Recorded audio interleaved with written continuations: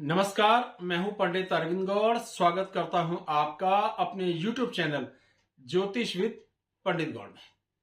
और आज की चर्चा का विषय है त्रिक भाव। त्रि मतलब संस्कृत में त्रि कहते हैं तीन को, और का अर्थ आप कष्ट समझ लीजिए। तो तीन वो भाव जो हमें कष्ट देने के लिए ही हैं आमतौर पर, तो इनसे हमें कष्ट प्राप्त होता है। तो वो कौन से तीन भाव हुए? वो तीन भाव हैं छठा भाव, आठवां भाव, 12वां भाव। अब देख पा रहे हैं। तो इन भावों को त्रिक भाव कहते हैं। तो हमें आज पूरी कुंडली पर और कोई चर्चा नहीं करनी, केवल इन तीन भावों को ही समझना है, इन्हें समझने का ही प्रयास करना है। तो समझते हैं कि इसमें छठा भाव जो त्रिक भाव का पहला भाव है वो क्या है। आपकी लग्न का कोई भी मैथमेटिकल नंबर हो सकता है, वहां से गिनने पर छठवां भाव यही आएगा जो आपको स्क्रीन पर दिखाया जा रहा है। तो यहां कोई भी मैथ का नंबर 9, 10, 12, 1 हो सकता है, इससे महत्व नहीं है, लेकिन वो छठा भाव ही गिना जाएगा। ऐसे समझिए जैसे हम बोलते हैं कि गली में घुसने पर तीसरा मकान हमारा है, जबकि मकान नंबर तो 240 होता है। तो गली में घुस के तीसरा है, तो पहला नंबर, दूसरा और तीसरा, ऐसे। ठीक है, एग्जाम्पल छोड़ देते हैं कुंडली पर। तो छठवां भाव जो होता है वो हमारा पहला त्रिक भाव है। अब छठे भाव से क्या देखें, पहले ये समझ लेते हैं, फिर आगे बढ़ेंगे। तो छठे भाव से हमने देखने हैं शत्रु। हमारे लिए जितनी भी मुसीबत कोई करता है, कोई हमारा विरोध करता है, कोई हमारे फेवर में नहीं होता, कोई हमारा नुकसान करता है, कोई हमें सस्पेंड करता है, कोई हम पर कोई मुसीबतें डालता है, कोई हमारे लिए कोई प्रॉब्लम क्रिएट करता है, ये सभी चीजें छठे घर यानी शत्रु, वो सब हमारे शत्रु हुए आज के जमाने में। चिंता, हर वो चीज जिससे हम फिक्र में आते हैं, किसी न किसी रूप में छठे भाव के स्वामी का चिंता से बड़ा गहरा लेना देना है। वो हमें फिक्र में डालता है, उदासी में डालता है। इसका रोग से लेना देना है, रोग, बीमारियां, बहुत सारे रोगों को देने के लिए छठे घर का या छठे घर के स्वामी का या छठे घर में जो ग्रह बैठ जाए, ये भी और डिटेल में बताऊंगा, का प्रभाव होता है। तो छठे घर से हमने अब तक क्या क्या देखा? शत्रु, चिंता, रोग, ये तीन चीजें। यहीं से चोट देखते हैं, कोई एक्सीडेंट होना, किसी तरह का ऑपरेशन होना, किसी तरह की चोट लगना भी यहां से देखा जाता है। ये भी एक बात हुई। फिर शंका, डाउट्स, ऐसा ना हो जाए, वैसा ना हो जाए, यानी शंका को आप चिंता का एक दूसरा रूप समझ लीजिए। ये होता है कर्ज। ये बड़ा जबरदस्त रोल है यहाँ का, कर्जा। कर्ज होता कब है? मोटा सा समझ के देखते हैं कि मैंने एक विचार बनाया कि भाई अगर मेरे पास 10 लाख रुपए होंगे तो मैं ये व्यापार कर लूंगा, और इस व्यापार में मुझे 30% का फायदा होगा, तो इस हिसाब से 3 लाख रुपए मुझे बच जाएंगे। ये थी प्लानिंग। इस प्लानिंग के लिए मेरे पास पैसा नहीं था, तो मैंने उसमें 5 लाख मेरे पास थे, 5 लाख मैंने उधार ले लिए। यहां तक कोई गड़बड़ नहीं है, लेकिन एज पर प्लान काम नहीं हुआ। 3 लाख प्रॉफिट छोड़िए, 3 लाख का मुझे लॉस हो गया। अब मैं कर्ज में फंस गया। तो ये कर्ज दिलवाया इसने, लेकिन इसकी शुरुआत कहां से हुई? इस घर के 12वें घर यानी 5वें घर से। तो कर्जा होता है जब हमारी प्लानिंग गलत साबित होती है, हम कागज पर जो सोच रहे थे मूर्त रूपों से लागू नहीं कर पाए। तो ये हमें भ्रम में, ये हमारी मिस कैलकुलेशन किसने करवाई? छठे भाव ने। चिंताओं में डालने के लिए, कर्ज में डालने के लिए छठे भाव की जिम्मेदारी है। इसके बाद आती है बदनामी। आप किसी का पैसा लेने टाइम पे लौटा ना पाए, ठीक है, या कि आपसे कोई शत्रुता ले, आप पर कोई इल्जाम लगाए, चलिए आप सस्पेंड कर दिए जाएं, तो बदनामी हुई। आपको नौकरी से निकाल दें, आपकी बदनामी हुई। आप डिफॉल्टर हो जाएं तो आपकी बदनामी हुई। आप किसी का एक्सीडेंट कर देते हैं, किसी को नुकसान पहुंचा देते हैं, तो फिर बदनामी हुई। तो इससे बदनामी भी देखनी है। इसके बाद आता है शोक, कष्ट, नेगेटिविटी। हे भगवान, ये मैंने क्या करा? मेरी प्लानिंग तो बड़ी अच्छी थी, पता नहीं कहां गड़बड़ हो गई। ये समस्याएं भी इसी भाव से हमने देखनी। फिर आते हैं दोष।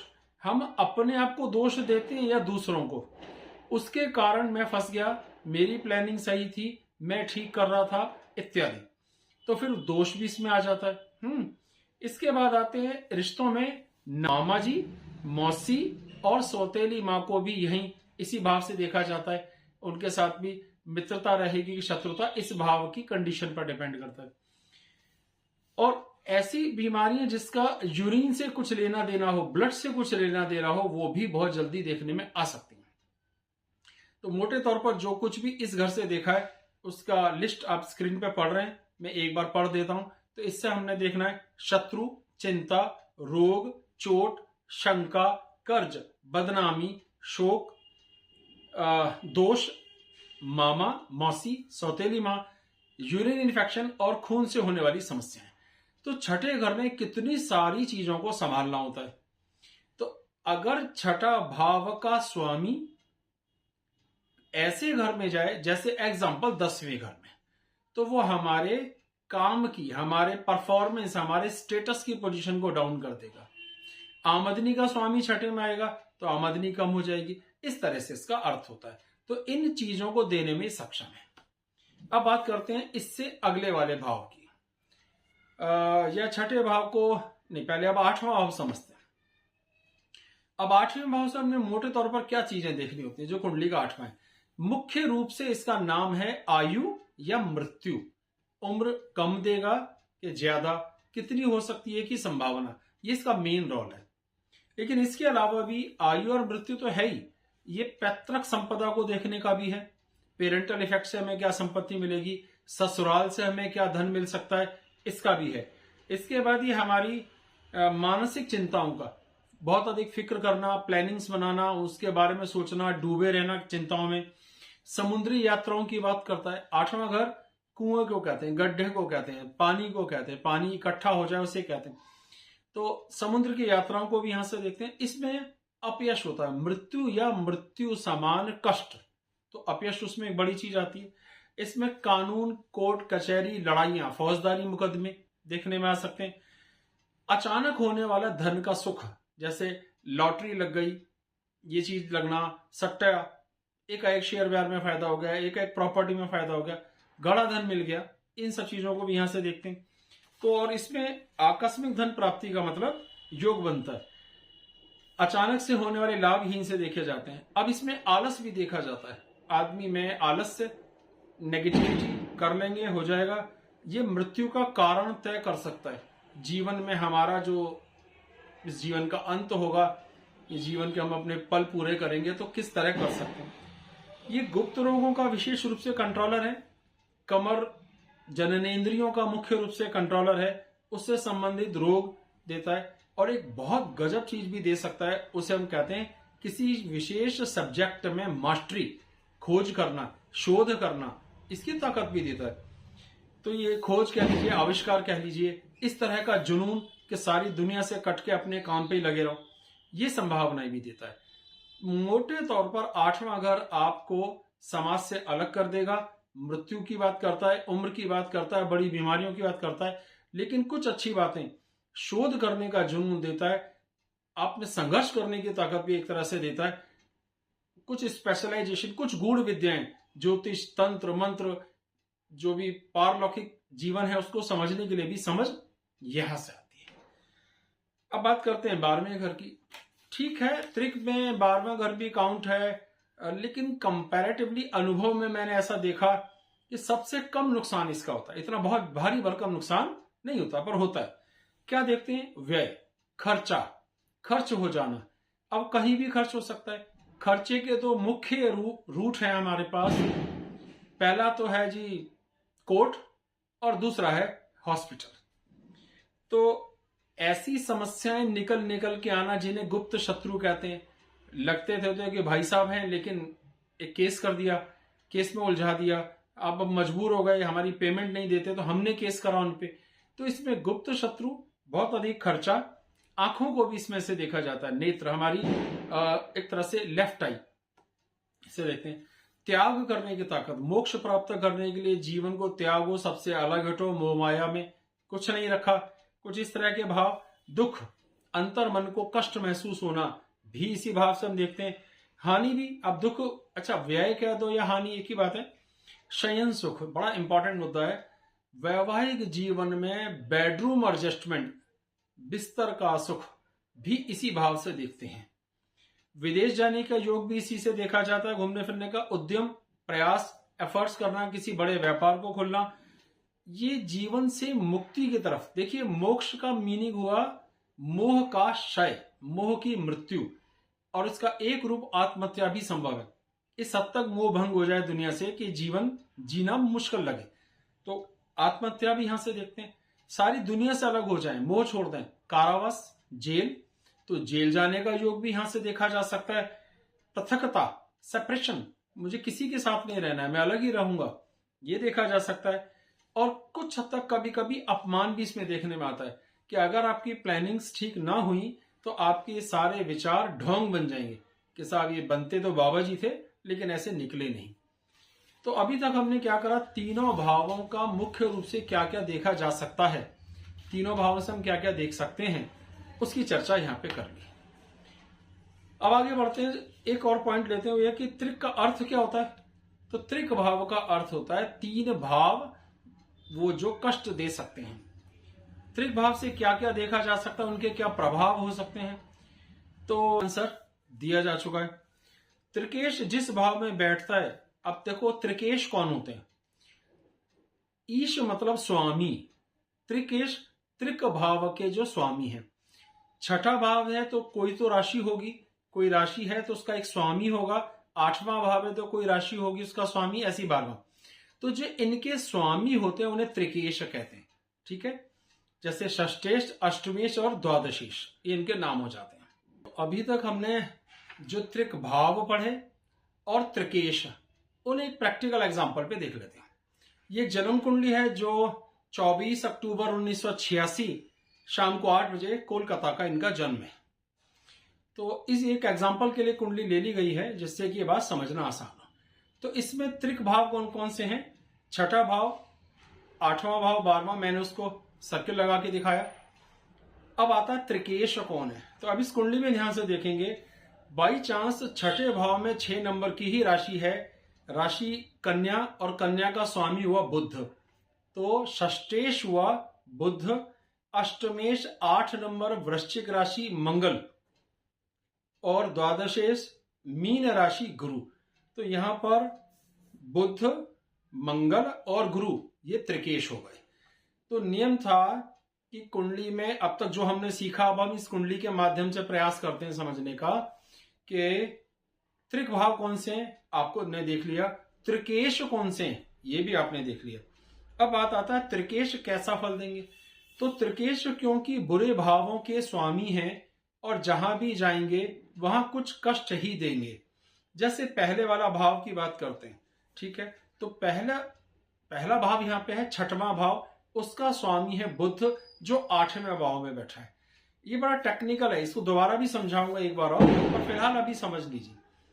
तो छठे भाव का स्वामी बुध बैठा है 8वें में, तो वो 8वें भाव को कष्ट देगा। 8वें भाव में जो कुछ भी देखा जाता है उसको कुछ खराब करने की कोशिश करेगा। अभी साधारण परिभाषा समझिए, डिटेल भी करूंगा। अष्टम भाव का स्वामी मंगल, वो दशम भाव में बैठा है। तो साधारण परिभाषा से क्या सीखा कि दशम भाव हमारे स्टेटस, हमारे कार्य क्षेत्र की परफॉर्मेंस को कम कर सकता है। 12वें भाव का स्वामी है गुरु जो 11वें भाव में बैठा है, और वहां से हम देखते हैं आमदनी। तो साधारण व्यवहार यह कहता है कि आमदनी से संबंधित तनाव देखने में आ सकते हैं। तो सवाल था त्रिकेश कैसा प्रभाव करते हैं। तो आमतौर पर त्रिकेश जिन भावों में बैठते हैं उन भावों से जो कुछ देखा जाता है उसमें कमी लाते हैं, उसमें एक तरह से प्रभाव कम करते हैं, बुरा प्रभाव बढ़ाते हैं। ठीक है, अभी इतना समझिए, धीरे धीरे और डिटेल होता जाएगा। इसके बाद बात आता है कि त्रिक भाव में गया हुआ ग्रह जो त्रिक भाव में चला जाए वो कैसी परफॉर्मेंस देगा। फिर से इसी कुंडली को देखते हैं।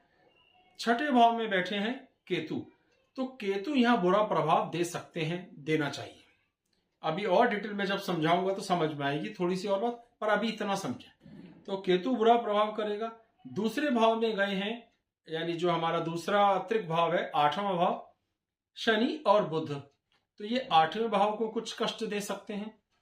और 12वें भाव में राहु बैठे, वो 12वें भाव को कुछ कष्ट दे सकते हैं। यानी राहु वहां बुरा प्रभाव करेगा, छठे में केतु बुरा प्रभाव करेगा, शनि और बुध बुरा प्रभाव करेंगे। ये साधारण डेफिनेशन अभी समझ लीजिए। चलिए ये एक बात हो गई।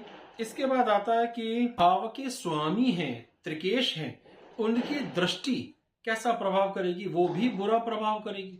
यानी यहां फिर से देखते हैं, जैसे बुध की जो दृष्टि है वो दूसरे भाव पर पड़ेगी तो भाषा की खराबी दे सकती है। मंगल की दृष्टि लगन पर पड़ रही है, चौथी। सातवीं दृष्टि सुखों के घर पर पड़ रही है और आठवीं दृष्टि संतान के घर पर पड़ रही है। वो इन तीनों को कष्ट देने का प्रयास करेगी क्योंकि उसकी जिम्मेदारी है। ठीक है। 12वें घर के स्वामी है गुरु, उसकी एक दृष्टि पड़ रही है आपके कर्म, आपके एफर्ट्स के घर पे, दूसरी पड़ रही है संतान के घर पे, तीसरी पड़ रही है वैवाहिक जीवन के सुख के घर पे। इन सब में कुछ ना कुछ कष्ट देखने का योग बनना चाहिए। ठीक है जी। अब सवाल आता है कि एक होते हैं भाव। अब इसी बात को दोबारा करके समझिए जिससे कि आपके लिए समझना थोड़ा सहज हो जाए। छठे भाव है बुरा, उससे हमें बुराइयां मिलनी है, कष्ट मिलना है। और कष्ट देने वाले ग्रह में कष्ट देने वाला ही ग्रह बैठ जाए तो ये माइनस माइनस जुड़ के हो गया प्लस। तो कष्ट किसको मिलेगा? छठे भाव से तो हमें कर्जा मिलना है, बदनामियां मिलनी है, बुराइयां मिलनी है। छठे भाव में केतु बैठ के और बुराइयां करेगा, उस भाव के फल को बुरा करेगा। भाव का फल तो पहले ही बहुत बुरा है, तो बुरे को और बुरा करेगा तो बुरा फल घटेगा। ये बात समझ आई कि नहीं आई? मैं समझाता हूं। कल्पना कीजिए कि पाकिस्तान छठे भाव में है और चाइना छठे भाव में आ जाता है, तो होगा क्या कि ये दोनों जब लड़ेंगे आपस में कमजोर होंगे। हिंदुस्तान का तो भला ही है, तो छठा भाव बुरा, उससे बुरे फल। छठे भाव में बैठा ग्रह अगर पापी ग्रह है तो वो बुरा फल देगा, लेकिन इस बुराई का तो हमें लाभ हुआ, हमारे दुश्मन कमजोर हो गए। ये समझना है। तो छठे भाव में पापी ग्रह शुभ फल देते हैं। ये एक नई चीज हुई अब कि छठे भाव में शुभ ग्रह होगा तो बुरा फल देगा, लेकिन पापी ग्रह होगा तो शुभ फल की प्राप्ति होती है, क्योंकि वो उस फल को नेगेटिव कर देता है, समस्याओं को नेगेटिव करता है। और समस्याएं नेगेटिव होंगी तो हमारी घट गई, हमारे लिए तो लाभ हुआ। एक चीज। फिर आठवें घर में, आठवें घर का, हर घर का एक कारक होता है, कारक ग्रह, कंट्रोलिंग प्लैनेट। जैसे थाने के अंदर एसएचओ साहब होते हैं, हॉस्पिटल में डॉक्टर साहब होते हैं, ऑफिस में इंजीनियर साहब होते हैं। तो ये उस हाउस के मेन कंट्रोलर हैं। अगर ये उस ऑफिस में बैठे हों तो इसे हम कहते हैं उस भाव की ताकत इंप्रूव हो गई। कारक ग्रह अपने भाव में बैठा है। ठीक है। अब शनि कहां बैठा है? आठवें घर का वो कारक है, अपने ही घर में बैठा है, तो वो आठवें घर की अब क्या करेगा, और बुराई जो होगी यानी नेगेटिविटी होगी उसे बढ़ाएगा। इसका वास्तविक लाभ क्या हुआ कि शनि के वहां बैठने से उम्र और लंबी होगी। उम्र अब लंबी होगी, कम नहीं होगी, क्योंकि कारक वहां बैठा है। ये बात हो गई। और अब बुध के साथ बैठा है। बुध और शनि दोनों आपस में कुछ हद तक मित्र या सम है, शत्रु नहीं है, तो ये भी उम्र को बढ़ाने वाला हो गया। दो बातें हुई। अब बात करते हैं 12वें घर की। वहां पे बैठा है राहु। 12वें घर में राहु जाकर के हमारे खर्चों को थोड़ा और बढ़ाएगा। ठीक है। यहां समस्या है, खर्चे बढ़ेंगे, कानून की कुछ दिक्कतें, टैक्सेशन की दिक्कतें, हॉस्पिटल्स की दिक्कतें थोड़ी सी बढ़ सकती है, ये कम नहीं होंगी। इसीलिए मैंने शुरू में कहा था कि 12वें घर को देखने का ढंग थोड़ा सा अलग होता है। तो अभी तक जो कुछ भी पढ़ा वही था। अब एक और बात होती है कि एक योग होता है जिसे हम कहते हैं विपरीत राजयोग। बड़े कमाल की चीज है। फिर इसी कुंडली में एग्जांपल है, छठे भाव का स्वामी बुरा, आठवें भाव का स्वामी बुरा, 12वें भाव का स्वामी बुरा। लेकिन अगर ये एक दूसरे के घर में बैठ जाएं, छठा घर जो शत्रु है वो मृत्यु के घर में गया तो छठा घर मर गया, मृत्यु के घर में गया तो हमें छठे घर की समस्याएं नहीं आएंगी, फायदा हुआ हमारा तो।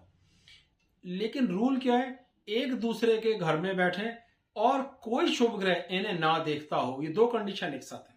पहली, छठे, आठवें, 12वें भाव के स्वामी अदला बदली करके एक दूसरे के घर में जाए, पहला, और उसको कोई शुभ ग्रह ना देखे। तो अब हमारे एग्जाम्पल में ध्यान दें। छठे भाव का स्वामी है बुध, बैठा है 8वें भाव में, शनि उसके साथ है पापी ग्रह, केवल राहु की दृष्टि पड़ रही है और किसी भी ग्रह की दृष्टि नहीं पड़ रही। तो हमने क्या सीखा ये हुआ विपरीत राजयोग, छठे भाव से बनने वाला विपरीत राजयोग। अब राजयोग कह देते हैं, पर मेरे हिसाब से योग कहिए, राजयोग नहीं, खाली योग। योग का अर्थ है कि छठा भाव यानी जो बुध ग्रह हमें कष्ट जितना दे सकता था अब नहीं देगा, उसके बुरे प्रभाव निष्फल हो जाएंगे। ये एक तरीका हुआ जिसे समझना था। अब बात आती है त्रिकेश से बनने वाले योग। जैसे छठे भाव का स्वामी बुध अगर छठे ही भाव में होता तो ये अपने आप में एक योग है। अब देखिए, किताब की परिभाषा तो ये कहती है कि इस योग में बहुत लाभ होता है, अब होता ही होगा, लेकिन अगर पापी ग्रह है तो लाभ ज्यादा होता है, शुभ ग्रह होता है तो लाभ आमतौर पे नहीं होता है। तो उस योग का नाम, छठे भाव का स्वामी छठे भाव में स्वग्रही हो, वहां जिस भाव का वो जहां पे जो राशि है उसी का स्वामी वहां बैठे, ग्रह स्वग्रही हो, तो इस योग को कहते हैं हर्ष योग। आठवें भाव में बैठे तो सरल, आठवें भाव का स्वामी आठवें भाव में, और 12वें भाव का स्वामी 12वें, उसे कहते हैं विमल योग। तो ऐसा नहीं है कि सिर्फ खराब है, 3 योग, हर्ष योग, सरल योग और विमल योग बन सकते हैं, अच्छे परिणाम आपको लाभ आएगा। और विपरीत राजयोग भी बन सकता है, ये तो जबरदस्त फायदे हो गए। अब बात करते हैं कि एक खास तरह का योग बन सकता है, उसे हम कहते हैं दैन्य योग, प्रतिस्थापन योग, कि इन भाव का स्वामी केंद्र या त्रिकोण में कहीं जाए और केंद्र त्रिकोण का स्वामी इनमें आ जाए। तो मोटे तौर पर इसका अर्थ है कि ये जहां जाएंगे वहां नुकसान करेंगे, और जहां का स्वामी इनके घर आएगा उसका भी नुकसान हो जाएगा। अब प्रस्तुत कुंडली में फिर से देखें, यहां पर क्या है कि दशम भाव का स्वामी शनि 8वें भाव में आया और 8वें भाव का स्वामी मंगल दशम भाव में चला गया, तो इसे दैन्य योग कहते हैं। तो ये प्रतिस्थापन योग है, ग्रहों ने भाव परिवर्तन किया है, लेकिन इसका कुछ हद तक नुकसान देखने में आता है। पर यह बात अपने आप में पूरी नहीं है, जब धीरे धीरे और डिटेल करेंगे तो इसको भी फर्दर क्लैरिफाई करता हूं। तो जो कुछ हम देख पाए, समझ पाए, वो था कि त्रिक भाव क्या होते हैं, त्रिक भाव का अर्थ क्या है, त्रिक भाव से हम क्या देखते हैं, त्रिकेश कैसा फल देता है, त्रिक भाव में गए हुए ग्रह कैसा फल देते हैं, त्रिकेश किसी भाव में जाते हैं तो कैसा फल देते हैं, विपरीत राजयोग क्या होता है, और सरल, विमल और हर्ष योग क्या होते हैं। अब बात करेंगे, इससे आगे बढ़ते हैं, एक चैप्टर आगे की तरफ लेके चलते हैं। सवाल यह है कि लग्न से अब तक बात हो रही थी कि जब आप लग्न से देखें तो ऐसे ऐसे देखें, लेकिन सिर्फ लग्न से देखने से कैसे होगा, खाली लगन से भी तो नहीं देखा जा सकता ना। तो अगर हम कुंडली को किसी भी भाव को पढ़ना चाहें, किसी भी भाव को, तो उस भाव को पहला भाव मानो और फिर पूरी कुंडली को देखो। मैं एग्जाम्पल के लिए इसी प्रस्तुत कुंडली को 4 भाव बना के दिखा देता हूं, 12 के 12 दिखाऊंगा तो फिर बहुत समय लगेगा। 4 भाव, लगन तो आप देख ही चुके हैं, फिर हम चौथा भाव ले लेते हैं, 7वां ले लेते हैं, 10वां ले लेते हैं, 5वां भी ले लेते हैं। तो इन भावों से अगर देखें तो छठे, 8वें, 12वें उस भाव के हिसाब से आपको देखने, तो आपको ये बात और अच्छी क्लियर होगी कि परफॉर्मेंस कैसी आती है। तो ये जितनी भी अभी तक छठे, 8वें, 12वें भाव को पढ़ा गया वो लगन के दृष्टिकोण से था, स्वास्थ्य, आपकी इमेज, आपका रुतबा, आप, लेकिन मुझे केवल देखना है मेरे बच्चों की परफॉर्मेंस कैसी रहेगी, मुझे अपनी नहीं देखनी। तो हम बच्चों की कुंडली यानी 5वें भाव को लगन मान लेंगे, कुंडली बनाएंगे। अब उस 5वें भाव से छठा, 8वां और 12वां कैसा है, इससे हमें हमारे बच्चों की परफॉर्मेंस का आइडिया हो जाएगा। तो जो एग्जाम्पल हम लेकर चल रहे हैं उसकी कुंडली का चतुर्थ भाव, चौथे भाव को हमने लगन मान लिया और उस ग्रह को देख लिया, यानी सारे ग्रह भर दिए चौथे भाव को लगन मानकर।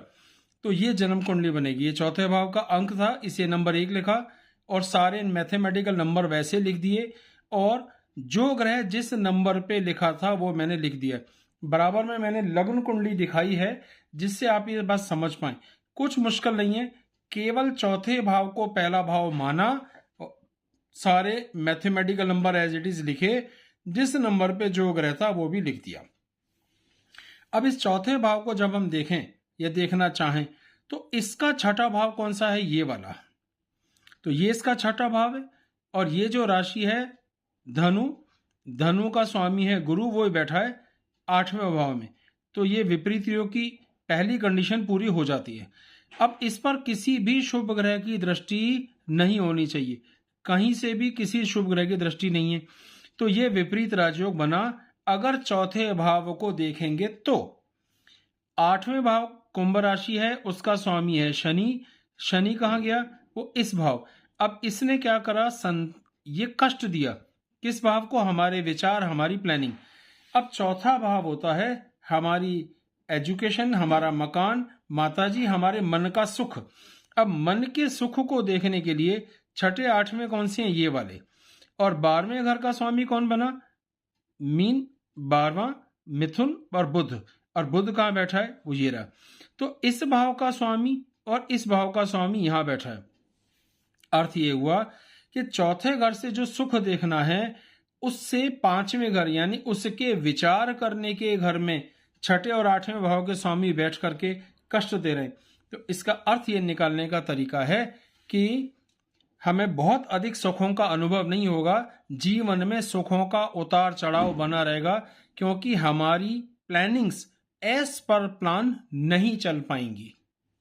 अब इसी कुंडली के 5वें भाव का अगर देखना हो तो हमने क्या करा, देखो कुंडली मैंने दिखाई है, 5वें भाव को हमने यहां रखा 5 नंबर, 5वें भाव का मैथमेटिकल नंबर 5, 6, 7, 8 इस तरह से भर दिए। जिस नंबर पे जो ग्रह था वो भर दिया। अब देखिए इसकी कुंडली में छठा भाव कौन सा है, ये वाला। यहां है मकर राशि, मकर राशि का स्वामी है शनि, तो षष्ठेश हुआ शनि। कहा गया, सुखों के घर में। किसका सुख, 5वां भाव, 5वां भाव संतान। तो संतान के सुख की बात यहां हो रही है, ये कमी करेगा उसमें, है ना। अष्टम भाव का स्वामी है मीन, मीन का स्वामी है गुरु, गुरु बैठा है 7वें भाव में। ये कोई बहुत बड़ा इंपैक्ट नहीं आया, ये एक एवरेज सिचुएशन रह गई इस भाव के दृष्टिकोण से। और 12वें भाव, 12वें भाव में ही ये वाला भाव, इसमें है कर्क राशि, और कर्क राशि का स्वामी है चंद्र, वो यहां बैठा है। तो अगर संतान के सुख के हिसाब से देखें तो संतान सुख का स्वामी सूर्य अपनी नीच राशि में है एक, और उसके सुखों के भाव में शनि और बुध 2 पापी ग्रह हैं, जिसमें से शनि षष्ठेश भी है। तो ये संभावना देता है संतान के सुख में कमियों की। इसी बात को 7वें भाव से देखें, जन्म कुंडली में जो 7वें नंबर पे अंक है मैथ का 7, उसे लगन मान लीजिए, सारे नंबर वैसे भरिए और हर एक मैथमेटिकल नंबर पे जो ग्रह लिखा लिख दीजिए। तो ये कुंडली बन गई। इसका छठा भाव, 8वां भाव और 12वां भाव ये हैं। छठे भाव का स्वामी मीन से हुआ गुरु, और गुरु बैठा है अपने से 12वें। अब हमने देखना है सप्तम भाव, सप्तम भाव से देखते हैं वैवाहिक जीवन का सुख मुख्य रूप से। तो वैवाहिक जीवन के लिए लगन पर पूर्ण दृष्टि बृहस्पति की है जो षष्ठेश है, और इस भाव में राहु भी बैठा है, इसलिए थोड़ा बुरा प्रभाव कर सकता है। सप्तम भाव के लगन में ही, भाव में ही बैठा है सूर्य, ये भी एक तकलीफ की बात हो सकती है। यहां का कंट्रोलर है 8वें भाव का वृषभ, है ना। तो 8वें भाव का जो कंट्रोलिंग प्लैनेट है वृषभ, शुक्र। अब शुक्र लगन में बैठा है, बेशक स्वग्रही है, अच्छी बात है, ज्यादा नुकसान नहीं होगा, लेकिन फिर भी छठे भाव का स्वामी लगन को देख रहा है, अष्टम भाव का स्वामी लगन में बैठा है, सूर्य वहां ऑलरेडी बैठा हुआ है, ठीक है। 12वें भाव कन्या राशि से हुआ बुध, बुध की स्थिति है। अगर हम ढंग से समझें तो षष्ठेश अष्टमेश का स्थिति सप्तम भाव पर आ रही है दृष्टि से या स्थान से, और सूर्य के कारण शुक्र वीक हो जाता है, तो इससे चतुर्थ भाव में मंगल बैठा है। तो ये चीजें ये संभावना देती हैं कि वैवाहिक जीवन में सुखों की कुछ कमियां हेल्थ के कारण, वैचारिक मतभेद के कारण हो सकती हैं। हम भाव से देखते हैं। अब हम 10वें भाव में 10 नंबर उसको लिखा, ये पूरी कुंडली को हमने बना लिया। अब गौर करने की बात है, यहाँ छठे भाव का स्वामी ये है, 8वां भाव ये वाला बना, 12वां भाव ये वाला। छठे का स्वामी मिथुन 3 नंबर से, इसका स्वामी है बुध, वो ये बैठा है। ये स्थिति बिल्कुल ठीक है, कोई खराब नहीं इसमें। इस अष्टम भाव का स्वामी सिंह सूर्य है, वो ये बैठा है। ये थोड़ी सी स्थिति खराब है, पर सूर्य को अष्टमेश होने का दोष नहीं है, ये बड़ा टेक्निकल टर्म है, फिर कभी। 12वें भाव का स्वामी है गुरु, धनु राशि के कारण गुरु, वो यहां बैठा है। लेकिन अब अगर ध्यान से देखेंगे, जब जन्म कुंडली, मैं फिर जन्म कुंडली दिखाता हूं, जब जन्म कुंडली में हम देख रहे थे तो मंगल यहां पे हैं उसमें और शनि यहां है। इस भाव का स्वामी यहां आके स्टेटस को कमजोर करता दिखता है। ये लगन के हिसाब से था। दशम भाव के हिसाब से देखें तो दशम का स्वामी 11वें भाव में है और 11वें का स्वामी दशम भाव में है। इसका मतलब एक्स्ट्रा संघर्ष करने पर सफलता जरूर मिलेगी, लेकिन सिर्फ लगन कुंडली से देखते तो हमें लगता कि जीवन में सफलता नहीं आ सकती। जरूर आएगी, लेकिन इसके लिए थोड़े एक्स्ट्रा एफर्ट्स करेंगे, बहुत सारा वक्त लग जाएगा, इतना इसका अर्थ है।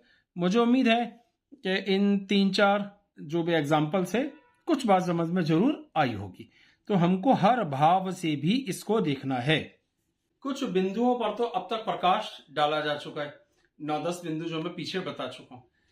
हमने क्या चीज समझी अभी कि लगन से भी हमने 6-8वें देखना है, लेकिन प्रत्येक भाव को समझने के लिए भी उससे 6-8वां देखा जा सकता है। ये भी तरीका है, इसको भी देखना चाहिए। इसलिए कोई भी ग्रह जो लगन का स्वामी है वो किसी भाव के लिए 8वां हो सकता है, जो दशम भाव का स्वामी है वो किसी भाव का 6ठा हो सकता है। इसलिए आपको इस विवेक से देखना है। थोड़ी सी भारी बात हो जाती है, लेकिन ये इंपॉर्टेंट होता है। कुछ एक छोटे छोटे सवाल रह गए जिन्हें अब फटाफट ले लेते हैं, जिससे ये विषय पूरा हो जाए। तो पहला तो यही था कि क्या केवल लग्न से ही 6ठे 8वें 12वें देखने चाहिए। वो मैंने अभी अभी डिटेल में समझाया कि प्रत्येक भाव से 6ठा 8वां 12वां उस भाव के सुख दुख को देखने के लिए देखा जाना चाहिए, देखा जाता है। एक 6ठे भाव में क्या सभी ग्रह अच्छा या बुरा फल देते हैं? नहीं।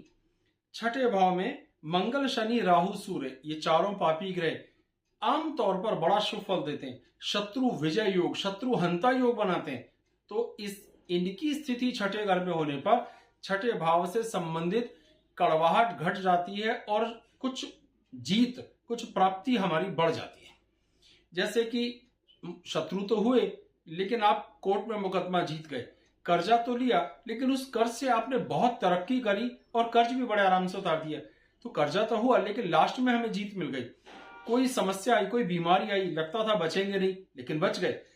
सस्पेंड हुए, किसी भी कारण कोई दोष लगा, लेकिन बाद में स्थितियां इंप्रूव हो गई, बात मान ली गई, आपका मुद्दा समझ लिया गया और आपके व्यू को समझ के आपको ससम्मान पोस्ट वापस दे दी गई।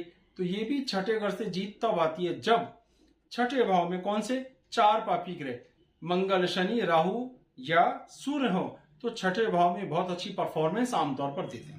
लेकिन शुभ ग्रह यहां पर होने पर अत्यधिक खराब देते हैं और शुक्र सबसे अधिक खराब परफॉर्मेंस देता है फाइनेंस के हिसाब से। ठीक है जी। अष्टम भाव में शनि और राहु का होना कमोवेश बहुत कम नुकसान देता है, बल्कि कुछ विषयों में जैसे शनि होते हैं, जैसे हमारे एग्जाम्पल में भी था, तो ये उम्र लंबी देते हैं, धन संग्रह का अवसर देते हैं, समय ज्यादा लग जाता है। राहु होता है तो कूटनीतिज्ञ बनाता है, किसी विषय का जबरदस्त जानकार बनाता है, किसी विषय का स्पेशलिस्ट बनाने की कोशिश करता है। इसलिए इनका भी ज्यादा बुरा प्रभाव 8वें भाव में नहीं होता। और शुभ ग्रह होंगे तो उनका नुकसान होगा। इसके बाद आता है कि मंगल अधिक कष्ट देते हैं। विशेष बात है कि मंगल अगर 8वें भाव में होगा तो विशेष रूप से कष्ट देगा। अब साधारण से बोलते हैं कि 8वें घर में मंगल मंगलिक भी होता है, तो ये खून से संबंधित चोट, एक्सीडेंट, अकाल मृत्यु, एक्सीडेंटल डेथ या किसी दवाइयों के रिएक्शन से मृत्यु भी देता है। तो मंगल का होना यहाँ पे 8वें भाव में बुरा प्रभाव देता है। 12वें भाव में पापी ग्रह कम अच्छी परफॉर्मेंस देते हैं, लेकिन शुक्र बहुत अच्छी परफॉर्मेंस देता है। गुरु भी काफी हद तक अच्छी परफॉर्मेंस देता है या ना के बराबर बुरी परफॉर्मेंस देता है। तो ऐसा नहीं है कि 6ठे 8वें 12वें को बिल्कुल एक लाइन में ही पढ़ा जा सकता है। 6ठे में शुभ ग्रह बुरा फल देते हैं, पापी ग्रह अच्छा। 8वें पापी ग्रह अच्छा फल तो देते हैं, पर मंगल बहुत खराब फल देता है। 12वें में पापी ग्रह खराब फल देते हैं, लेकिन शुक्र बहुत अच्छा और गुरु भी काफी हद तक अच्छा प्रभाव देता है। तो इतने सबके बाद अब एक सवाल आता है कि मान लीजिए 8वें घर में स्थितियां ठीक नहीं है, जैसे हमारी कुंडली में राहु बैठा है, जो हम एग्जाम्पल में ले रहे हैं, तो क्या उसका रत्न पहना जा सकता है? नहीं, रत्न पहनने से उस ग्रह की ताकत बढ़ेगी। तो छठे 8वें भाव में बैठे हुए ग्रहों का रत्न धारण नहीं करना चाहिए, दान करना चाहिए। उनके लिए दान कर सकते हैं, ठीक है। छठे भाव, 8वें भाव और 12वें भाव के स्वामियों का, यानी उन भावों के जो मालिक है, त्रिकेश हैं, उनका भी रत्न धारण नहीं करना चाहिए। तो ये भी एक बात हो गई। हाँ, दान किया जा सकता है। कोई और ग्रह, वो जिस ग्रह में बैठे हैं, जैसे एग्जाम्पल की बात यहां लेते हैं, अष्टम भाव का स्वामी हमारी कुंडली में 10वें भाव में बैठा है और 10वीं का अष्टम में, और लग्न पर उसकी पूर्ण दृष्टि है मंगल की, तो ऐसी सूरत में मंगल ग्रह का रत्न पहनने पर लग्न को भी लाभ हो सकता है। अब ये विषय रहने देते, छोड़ो। तो मुख्य मुद्दा हुआ कि त्रिक भाव में बैठे हुए ग्रहों का और त्रिकेशों का रत्न धारण नहीं करना चाहिए, उनके लिए हम दान कर सकते हैं। तो मुझे उम्मीद है कि ये विषय कुछ ना कुछ समझ में जरूर आया होगा। बहुत बड़ा विषय है, मुझसे जितना छोटा करके हुआ मैंने कोशिश की कि त्रिक भाव क्या होते हैं, उसके क्या अर्थ होते हैं, वो कैसे परफॉर्मेंस दे सकते हैं, कैसे देखें, हर भाव से भी त्रिक भाव देख सकते हैं, कौन सा ग्रह कहां बैठेगा तो उसका क्या लाभ हो सकता है, छठे में कौन कौन से ग्रह कम बुरा प्रभाव देते हैं, 8वें में कौन से, ये सब मैंने बताने का प्रयास किया। बहुत बहुत धन्यवाद। जय सिया राम।